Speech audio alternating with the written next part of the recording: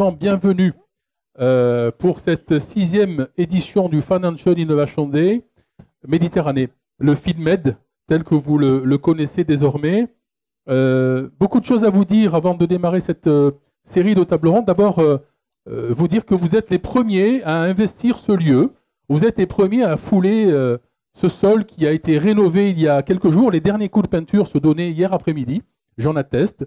Donc nous sommes extrêmement fiers et heureux que le CIC et Marseille Innovation nous aient accordé, nous aient même demandé d'être le premier événement dans ce lieu, dans ce CIC Place de l'Innovation, un nouvel espace sur notre territoire, un nouvel espace dédié à l'innovation de notre écosystème, à vous les startups, à vous les chefs d'entreprise, à vous les structures d'accompagnement, bref, à tous les acteurs économiques de ce territoire. Donc merci au CIC, au CIC Place de l'Innovation. Je vais les citer, pardonnez-moi d'être un tout petit peu long, mais c'est important. Merci à Romain Lessard, qui vient d'arriver. Merci à Annabelle Roux, Michel Ducassi et Patrick Rob, le directeur de la communication du CIC Méditerranée. Merci à Marseille Innovation, Christian Rey, je l'ai cité. Il est aujourd'hui à nos côtés et je lui en sais gré. Merci à Laurence Olivier, la directrice générale de Marseille Innovation, qui est au premier rang. Merci à ton équipe, à Fadila, évidemment Bakar, à Jade et à Stéphanie à l'accueil. Nous sommes très fiers également d'accueillir à cette table ronde André Jeannero et Stéphane Soto. Je vous présenterai tous tout à l'heure évidemment, mais merci à Medisoft et à la French Tech de nous, avec Valérie Secrétin aujourd'hui, sa vice-présidente, de nous accueillir et surtout de nous permettre de faire ce FINMED pour la 6e édition. Enfin, merci à nos partenaires, selon l'expression consacrée, sans qui nous ne serions pas grand-chose. Je remercie chaleureusement Akeos, société d'avocats, qui est là à votre disposition, Maître Pointu et Gaznier. Je remercie bien sûr Innovatech Conseil, le spécialiste du territoire en matière de crédit d'impôt recherche. Merci à Yves Martin-Chave et à ses équipes. Et bien sûr, AXA, Swaton, Recoin-Boalto. Merci Franck de ta confiance et merci Adrien Moranzoni d'être à nos côtés ce matin. Nous sommes extrêmement fiers de vous avoir parmi nos partenaires. Bien sûr, Marseille Innovation, que vous retrouvez sur ma gauche ici. Mais bien sûr, Deloitte, un partenaire actif qui nous a aidé à valider le deal flow. Je vais vous parler des startups tout à l'heure. Et merci à PACA Investissement qui sera présent en force cet après-midi. 2 mots sur le fil de la journée. Donc ce matin, 3 tables rondes que je vais avoir l'honneur de modérer. Une première sur l'écosystème, une deuxième sur ce qu'on a appelé la boîte à outils du start-upper, ou comment ne rien oublier de grave, pardon de l'expression, dans sa vie d'entrepreneur aujourd'hui. Et puis la troisième, où vont nous amener de nouvelles tendances de levée de fonds vers l'equity. On parle d'ICO, d'Open Innovation et de Family Office. Cet après-midi, sur ce plateau même, pour ceux qui le souhaitent, vous pourrez assister aux séances de pitch de 14h à 18h. Ça va être dense, extrêmement serré, puisque nous avons cet après-midi 17 startups qualifiées. Le jury va devoir prendre un tout petit peu de force et un peu de protéines, parce qu'il va avoir 4 heures d'attention soutenue. Une nouveauté cette année, des entreprises en croissance. C'est très intéressant, on n'est pas loin de la scale-up. Et puis 3 entreprises qui viennent de l'étranger, du Mexique et des États-Unis, pour être plus précis, qui s'installent sur notre écosystème. C'est un élément important, c'est un indicateur important. Pour leur premier pitch français, elles ont décidé de pitcher dans le FINMED. Nous les accueillerons cet après-midi. Voilà, j'espère que vous êtes bien installés. Merci encore une fois à tous d'être là, nous en sommes ravis. Et puis profitez de ce lieu, vous pourrez le visiter peut-être en cours de journée. Il est somptueux. Et encore une fois, merci au CIC de nous y accueillir. Première table ronde. Je vais d'abord vous présenter mes prestigieux invités. Oui. Valérie Secrétin, qui est vice-présidente d'Aix-Marseille French Tech. Elle vous exposera aussi son parcours. Elle est évidemment start-upeuse et connue sur le territoire avec sa société Customer Labs. Ensuite, Stéphane Soto, directeur général de Medisoft, que personne ne connaît sur le territoire, donc il se présentera. Denis Liotta, président de Marseille Innovation, lui-même investisseur, mais aujourd'hui c'est en tant que président de Marseille Innovation qu'il interviendra, et puis finalement il dira ce qu'il veut. Et puis André Jeannero, le président emblématique de Medisoft, qui pilote aux destinées de l'association du cluster depuis de nombreuses années. Merci à tous les 4 d'être là. Alors nous avons souhaité, dans cette première table ronde, faire un état des lieux, en quelque sorte. Bien sûr, nous ferons une focale sur le financement, puisque c'est le sujet de notre journée, mais un état des lieux finalement 4 années après la labellisation French Tech. Souvenez-vous, il y a 4 ans, avant cette labellisation, qui aurait parié un bitcoin sur la réussite de cette labellisation? 4 ans après, c'est une réussite, grâce aux équipes évidemment de la French Tech, toutes les équipes de la French Tech, c'est une formidable réussite, puisque je crois pouvoir dire sans me tromper, mais je me tourne vers vous, que nous sommes la première labellisation par bien des indicateurs en France, après l'Île-de-France peut-être, ou voire la première tout court, mais vous allez nous le confirmer, Valérie, Stéphane, André et Denis. Finalement, 4 ans après, on a cartographié cet écosystème, et j'ai souhaité qu'on fasse un arrêt sur image. Où en est-on de cet écosystème? Qui le compose? Quelles sont ses valeurs? Quels sont ses principaux indicateurs? Et quelles sont les actions mises en œuvre en faveur de le financement de ces startups ou de ces scale-up? Dans un premier temps, je vais demander à Denis Liotta, président de Marseille Innovation, de nous faire un petit état des structures d'accompagnement de ce territoire, ça doit fonctionner. Et Denis, lorsque tu souhaiteras que nous envoyions ton PowerPoint, tu nous feras signe. D'abord, Denis Liotta, président de Marseille Innovation, les structures d'accompagnement, quel est le mapping des structures qui accompagnent nos startups sur le territoire? Alors, lorsqu'on parle de territoire, on va considérer que c'est le territoire de l'aire métropolitaine. On est d'accord là-dessus? C'est à peu près la métropole? Parfait. Denis? Alors, depuis 5 ans, ça a beaucoup évolué, et positivement, puisqu'on a des accélérateurs, on a des incubateurs, publics, privés. C'est dommage qu'on n'ait pas un slide, mais on peut voir le nombre d'accélérateurs. J'avais un slide là-dessus, si tu peux le lancer. Après, on y va. Vas-y, lance-le. Ok. Voilà. C'est bon, il apparaît, je ne sais pas s'il apparaît. Oui, c'est bon. C'est bon. Donc on voit qu'il y a vraiment un certain nombre d'incubateurs, de pépinières, d'accélérateurs privés et publics qui ont évolué positivement. Tout le monde travaille main dans la main. Et avec Aix-Marseille French Tech, à l'époque c'était toi Stéphane qui gérait ça, et maintenant c'est Valérie. Aujourd'hui, ça a été un effet de mode, mais ce n'est pas négatif cet effet de mode, c'est un effet positif qui fait qu'aujourd'hui les startups ont des résultats, des levées de fonds assez intéressantes sur la région, sur le territoire, avec des pépites qu'on commence à voir internationalement. Donc c'est quelques exemples, alors, je ne sais pas si on peut les citer, mais on a aujourd'hui des pépites qui sont connues à l'international? Oui, je pense que... Alors moi, je la connais, je suis proche d'eux, donc je les connais plus facilement. C'est Avis Vérifié, par exemple, créé en Startup Studio en 2012, qui aujourd'hui a 60 personnes sur Marseille, dans 14 pays, 6 millions... Ils doivent pas de loin de 6 millions d'euros de chiffre d'affaires, qui ont racheté une start-up, qui ont racheté le numéro 1 brésilien des avis. Voilà.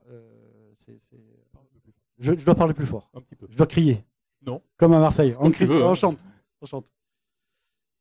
D'accord. Ouais. Donc, on voit bien là aussi que 4 années après, cette labellisation a permis de faire émerger, alors je ne sais pas si on doit appeler des licornes, en tout cas des entreprises qui sont connues à l'international et qui grandissent.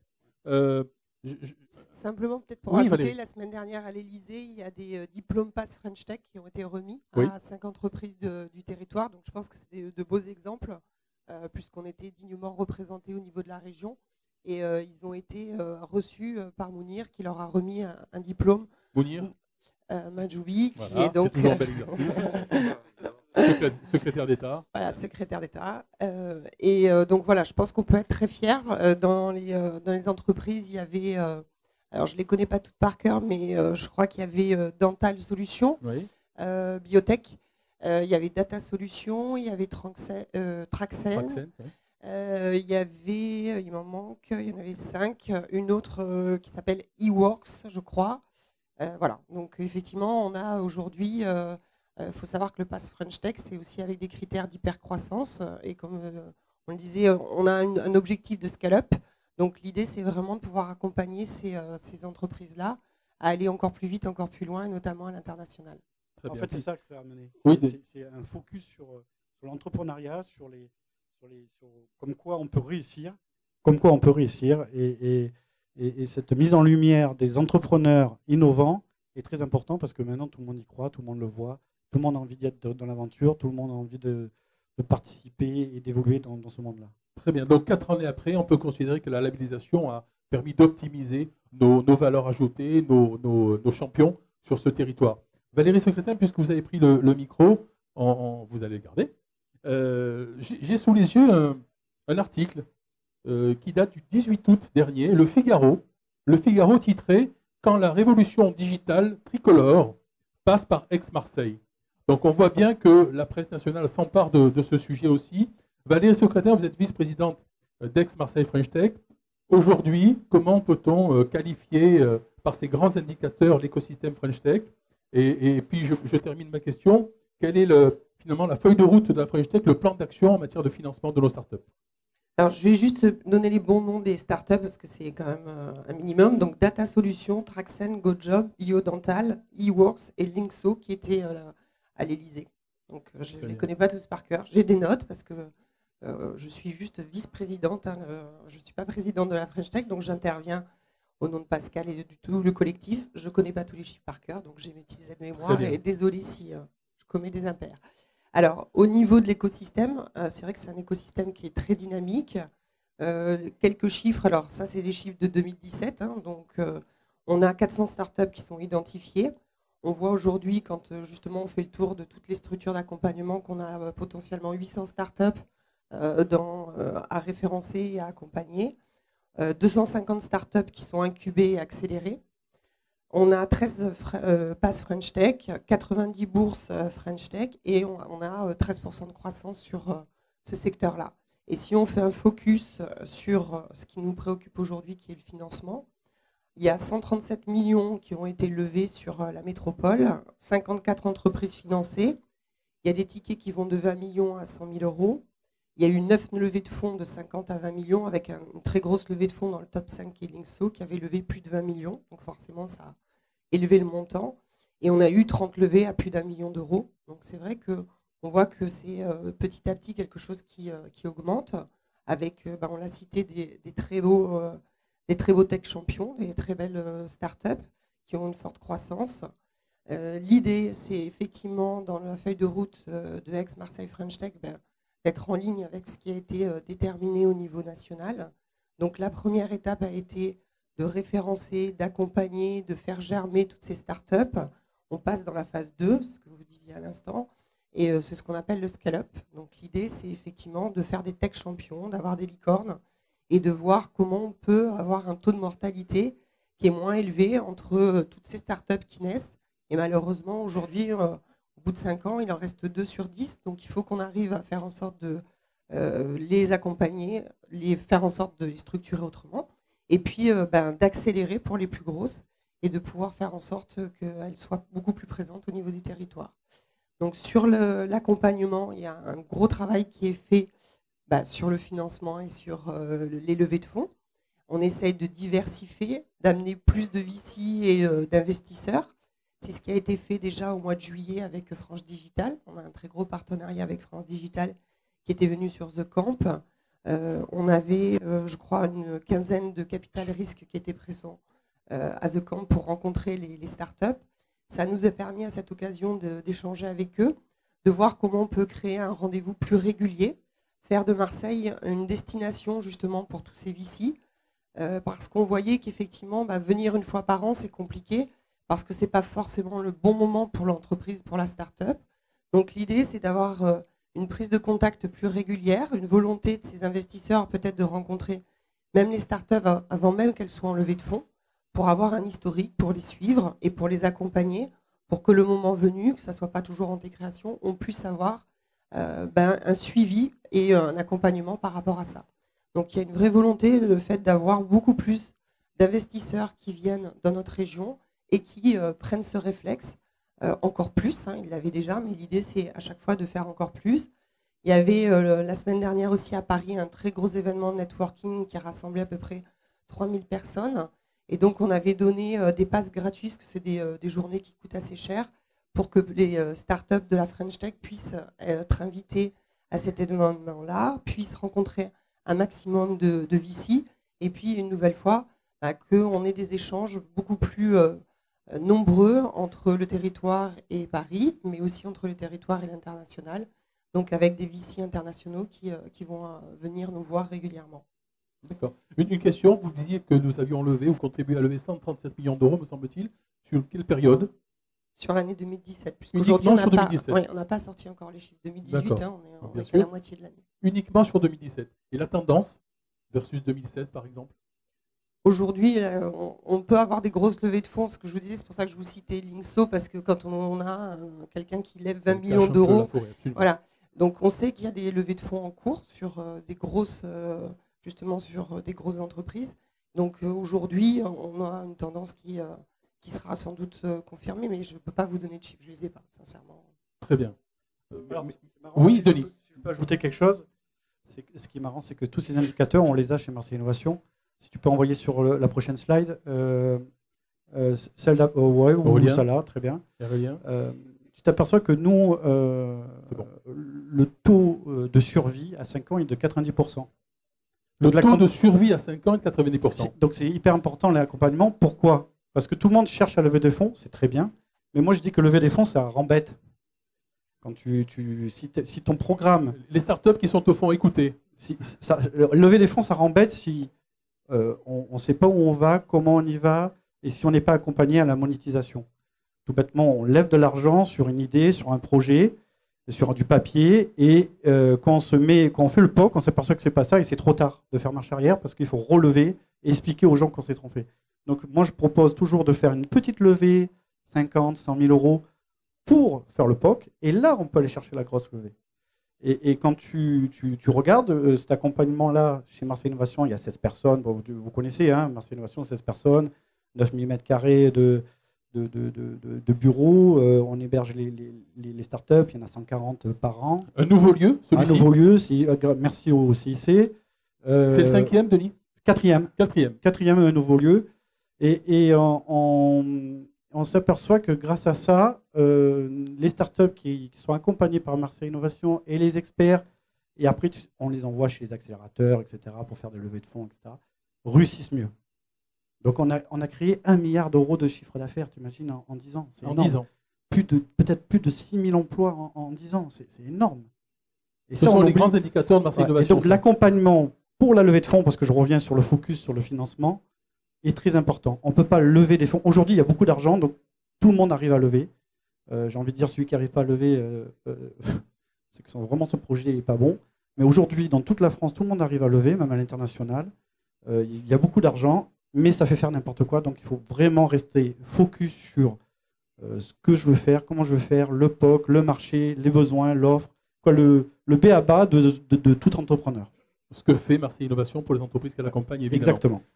Stéphane Soto, directeur général de Medisoft. Alors, oui. Medisoft, peut-être une réaction sur ce qui vient d'être dit. Je voudrais réagir. Et je voudrais réagir en tant que chef d'entreprise, puisque, évidemment, j'ai une activité qui me permet de vivre. Et aller dans le sens de Denis, une start-up, c'est une entreprise. Il faut quand même s'en rappeler. Une entreprise, son objectif, c'est de faire du chiffre d'affaires, du profit. Et ça, c'est quelque chose qu'on a tendance à oublier. Et Valérie a raison sur un point, c'est que le taux de mortalité est très élevé. Et il est très élevé, à mon sens, pour 2 raisons. La première, évoquée par Denis, l'absence d'accompagnement. C'est très difficile tout seul de bien passer toutes les étapes de création et de croissance d'une entreprise. L'accompagnement, c'est un sujet fondamental. Et le deuxième, puisqu'on est ici au FIDMED, c'est ce que j'ai constaté bien trop souvent et que j'entends, y compris des chip leaders du territoire, et qui m'ennuie beaucoup. La levée de fonds, ce n'est pas une fin en soi. Ce n'est pas parce qu'on a levé, y compris beaucoup d'argent, qu'on est un entrepreneur ou une entrepreneur et qu'on a réussi. C'est juste un outil. Il doit arriver au bon moment, évidemment, si c'est possible, le plus tard possible.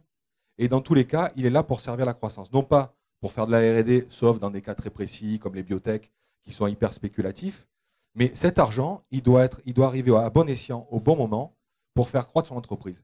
Et trop souvent, y compris de celles et ceux qui ont de l'audimat, on nous parle de levée de fonds comme d'une finalité. Et ça, je trouve que c'est mal aiguillé les créatrices et créateurs d'entreprises, que ce soit des startups ou des épiceries, parce que ça les met sur un mauvais chemin. Et au moment où elles ont levé l'argent, eh bien, elles considèrent qu'elles ont réussi. Et là, c'est parti pour les gros salaires, les voitures, la détente, alors que justement, cet argent, il n'est pas là pour servir à ça. Et au bout de 6 mois, 1 an, 2 ans, de très très belles pépites, et malheureusement, j'en vois encore qui plantent aujourd'hui, alors que sincèrement, elles avaient tous les atouts pour surperformer, eh bien ces boîtes, au bout de ce laps de temps-là, elles coulent. Non pas parce qu'il n'y avait pas de marché, non pas parce qu'ils n'étaient pas bons, simplement parce qu'ils n'ont pas compris. Et ce n'est pas des entrepreneurs.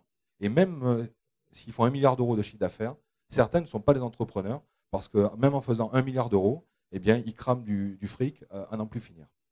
Donc, lever de fonds, un moyen et pas un objectif. L'objectif, c'est d'avoir les clients hein, et de pouvoir se faire payer parce qu'une entreprise, c'est une start-up. Bien sûr.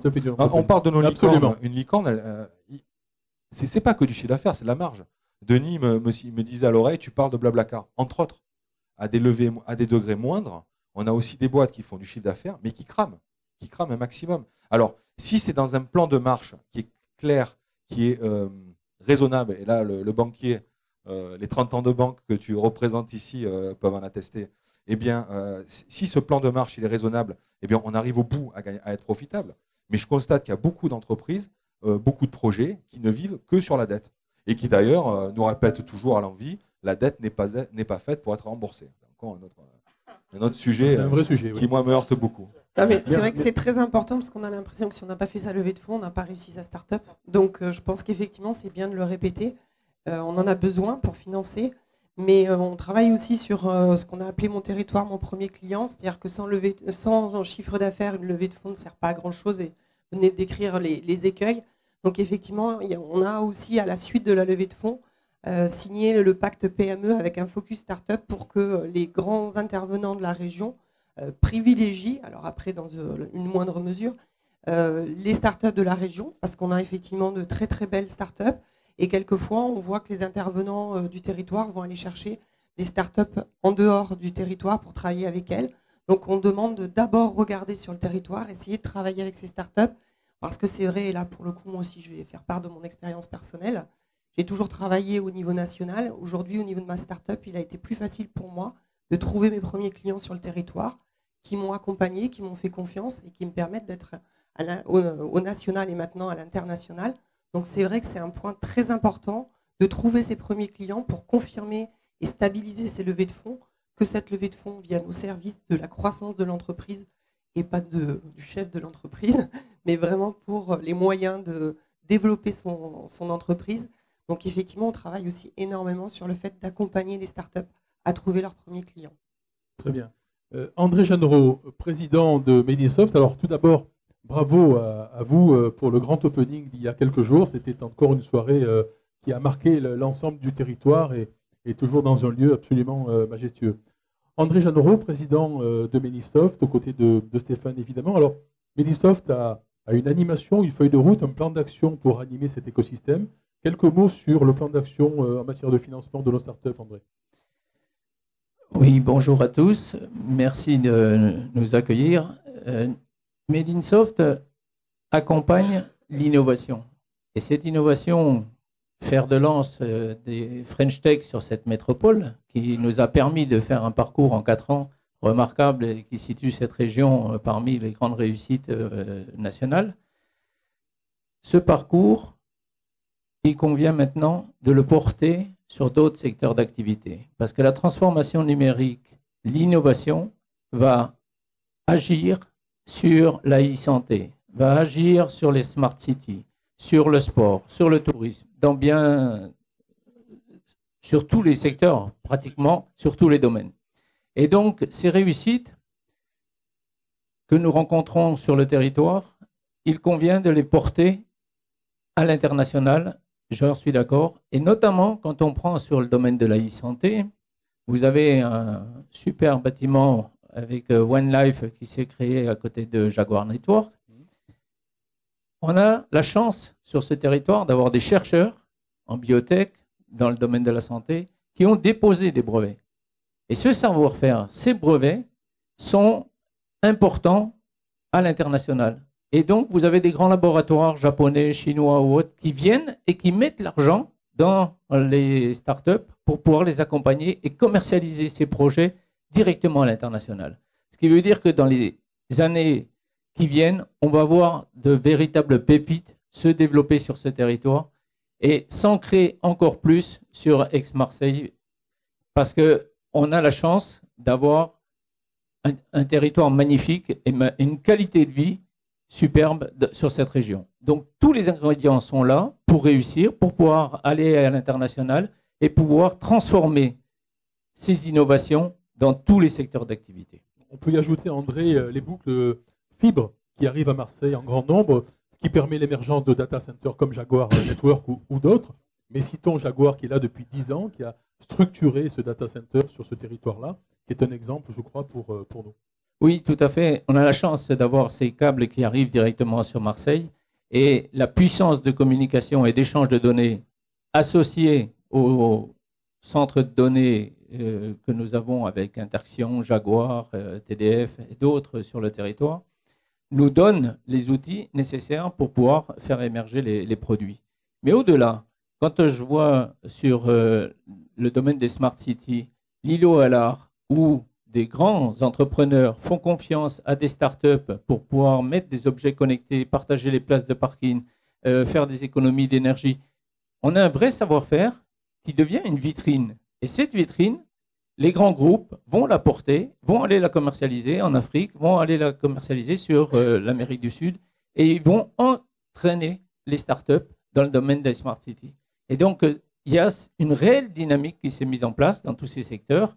Et je pense que le savoir-faire de nos start-upers et les brillantes innovations qu'on voit et qu'on découvre tous les jours, et on va en voir encore cet après-midi, c'est un véritable capital qu'il faut faire fructifier.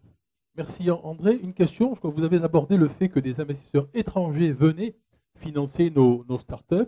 C'est un mouvement d'ampleur. Finalement, comment voient nos fonds locaux ou nationaux, comment va-t-il ce mouvement? Je pense que les fonds locaux ont tout intérêt à être accompagnés dans les développements de leurs projets. Et à partir du moment où vous avez des investisseurs étrangers qui viennent investir à leur côté sur ce territoire, ça crée une dynamique qui fait qu'on verra encore plus de projets et qui consolidera les acteurs locaux. Il ne faut pas le voir comme une concurrence, mais plutôt comme une dynamique, parce que l'ensemble des petites rivières, l'ensemble des levées de fonds, ça représente quand même 137 millions levés en 2017. Et le mouvement est en route et il va faire que s'accélérer. Très bien, donc un complément et pas une concurrence. Il nous reste pour être dans les temps 5 minutes, mesdames, messieurs. Peut-être, si vous le souhaitez en quelques mots, une conclusion sur ce qui a été dit. Bien sûr, assez rapidement, nous n'avons pas le loisir de rentrer dans les détails, mais je rappelle, chers amis, que Valérie, Denis, Stéphane et André sont à votre disposition au cours de la matinée et que vous pouvez les rencontrer. Je vous rappelle aussi que derrière vous, l'espace Startup vous permet de rencontrer toutes les startups qui pitcheront cet après-midi. Quelques mots de conclusion et, si vous en êtes d'accord, votre vision, comment voyez-vous ce territoire à l'aune des 3 ou 4 années qui vont arriver? Comment voyez-vous son évolution? Allez, Stéphane. Alors, ce territoire, moi, je ne le vois pas vraiment, ça fait déjà bien longtemps à l'échelle de la France, parce que je considère que les frontières géographiques et l'État-nation n'existent plus. Et ce qui doit faire référence, c'est la zone de chalandise, en quelque sorte. On ne doit pas être en compétition avec d'autres grandes métropoles françaises, telles que Lyon, Bordeaux, encore moins Paris. Paris doit faire la compète avec Londres, Berlin. Nous, on a tout le Sud, on a tout l'Est, le Moyen-Orient, pour nous battre. Barcelone, Madrid, Ankara, Istanbul, évidemment Tel Aviv, dont on est encore loin, et puis toute l'Afrique. Ça, c'est notre zone de chalandise et c'est là-dessus qu'il nous faut nous affirmer. On a la chance aujourd'hui, sur ce pan de l'économie qui est l'innovation, d'être reconnu mondialement. Il faut capitaliser là-dessus et surtout ne pas rater des points de passage importants. C'est toute l'attractivité du territoire qui en plus en trouvera boosté. Donc c'est aussi un sujet pour l'ensemble de l'économie. Enfin, on est à l'aube d'une grande révolution industrielle dans laquelle on est déjà leader en amont, tels que les objets connectés, tels que la e-santé, la smart city, le très haut débit. Et là-dessus, il faut qu'on continue à travailler beaucoup. On parle souvent des GAFAM, de leurs équivalents chinois. Ils sont sur une économie qui va rentrer dans le giron de l'économie traditionnelle. L'arrivée du big data, de l'IA, de la robotique sédentaire, enfin, qu'on trouvera bientôt dans nos domiciles, va permettre de créer de nouvelles très très belles entreprises. Autant sur cette économie qui devient traditionnelle, évidemment, c'est mort, on est pieds-poings liés à ces grands acteurs mondiaux, qui soient dans la Silicon Valley ou en Chine. Autant sur ces nouveaux métiers qui arrivent, nous avons matière à surperformer. Peut-être que nous créerons les grands leaders mondiaux de demain, mais il nous appartient à nous, en capitalisant sur toute la R&D qui est faite au sein d'AMU, qui est soutenue par les collectivités, à commencer par le conseil régional, et à nous, accélérateurs privés, publics, puisqu'une pépinière, c'est un accélérateur. Et d'ailleurs, Marseille Innovation est la plus grande de la région. Et puis structure d'accompagnement. De PACA. Oui. Ouais, non, de région sud. Il faut dire ma région sud, Provence-Alpes-Côte d'Azur. Il faut que tu t'entraînes. Hein. Ouais. Je sais qu'aujourd'hui, tu es perturbé, c'est un grand décès dans la famille. Mais oui, ça savez pas. On ne s'égare pas, M. Soto. Reprenez votre propos, s'il vous plaît. On va chanter une petite chanson là. C'était hier, effectivement. Mais voilà, on a de belles cartes à jouer. Les structures d'accompagnement doivent jouer à plein au travers d'événements comme celui-ci, qui d'ailleurs, on le constate chaque année, connaissent une belle croissance, car ils sont utiles, car ils apportent quelque chose pour de mettre sur les premiers rangs. Merci Stéphane. Denis. Moi, je vais refaire un focus sur nous et sur l'accompagnement sur notre territoire, parce que tu as tout dit, je crois. mais sur notre territoire, aujourd'hui, Marseille Innovation se positionne comme un fédérateur. On est vraiment, on a envie d'être un complément avec tous les accélérateurs. Il n'y a aucun concurrent, tout le monde doit avancer pour que les startups réussissent. Notre but, c'est que les startups dans le territoire réussissent et aller chercher les startups en dehors du territoire pour qu'ils viennent sur notre territoire. Moi, je pousse pour que notre territoire grossisse. On a tous les talents qu'il faut, tous les experts qu'il faut pour réussir. On a les fonds aussi, les financements. Et on s'aperçoit qu'il y a des très très belles réussites. Alors, on n'a pas de licorne, je crois qu'on n'en a pas française, mais on n'a pas de licorne, mais on a des très très belles boîtes qui sortent de la région PACA. Et je pense qu'il faut le dire. Et c'est parce qu'on est tous complémentaires. Et Marseille Innovation veut travailler dans cette complémentarité. Il n'y a pas de concurrence, tout le monde s'aide et vive les startups. Merci Denis. Valérie, je veux illustrer les propos de Denis. Je crois qu'il y a quelques mois, vous avez reçu pendant plusieurs jours Mounir Majoubi The Camp. Donc c'était un signe aussi que le secrétaire d'État nous envoyait. Oui, déjà je suis ravie d'entendre tout cet enthousiasme et cette fédération, parce que je pense que c'est important que tout l'écosystème parle d'une seule voix et soit là pour servir les startups et tout l'écosystème des startups. Je pense qu'effectivement, on est toujours plus fort à plusieurs que tout seul. Donc je pense qu'il y a une énergie formidable avec beaucoup de talents, beaucoup de belles entreprises, et que si on arrive à fédérer toutes ces énergies autour d'elles, on ne peut avoir que de belles réussites. Donc ça, je pense que c'est un point très très positif. C'est pas toujours évident, donc je suis ravie de l'entendre encore ce matin et de le voir tous les jours, avec effectivement de plus en plus d'événements, de plus en plus de structures qui peuvent les accompagner. Et effectivement, le fait qu'on mette vraiment les projecteurs, et ça aussi de plus en plus sur la région, au niveau de Mounir Majoubi qui était venu passer 3 jours à The Camp, c'est vrai que c'était un moment privilégié à la fois pour les intervenants de l'écosystème, mais aussi des startups, pour pouvoir continuer à leur donner un retour sur ce qui est nos préoccupations aujourd'hui au quotidien et un point avec le terrain. On a aussi Salva Tocco qui est venu fin août sur la thématique des femmes, parce que je gère aussi la thématique des femmes et c'est une thématique qui me tient beaucoup à cœur, donc j'en profite d'en parler quand même 2 secondes sur tout ce qui est entrepreneuriat féminin. C'est pas évident, on part de loin. On a moins de 7% des startups qui sont gérées par des femmes. Donc là-dessus, on a aussi un grand terrain de jeu et tous les jours, je découvre des initiatives là-dessus et plus on sera nombreux à le faire et mieux ça sera. Donc il y a un point très important et une nouvelle fois, il faut qu'on arrive à fédérer toutes ces initiatives-là. Et au niveau du Conseil du numérique, on va être au niveau de Aix-Marseille French Tech aussi un intervenant et on va être partie prenante du débat qui est ouvert sur le numérique pour que le territoire soit représenté aussi au niveau national, au plus près du gouvernement, sur cette thématique du numérique. Merci Valérie. André, mot de conclusion pour cette table ronde. Alors, je saisis la balle au bon sur les femmes, puisque... Je l'ai fait un peu pour ça aussi, André. Effectivement, la parité chez Medinsoft est en marche, elle est active, et vous avez pu voir que les lionnes by Made in Soft ont contribué à animer la soirée du grand opening, qui a été un véritable succès. Donc, elles apportent une vraie dynamique dans toutes les commissions et dans toutes les actions que nous développons sur ce territoire. Merci. Je suis ravi de l'entendre.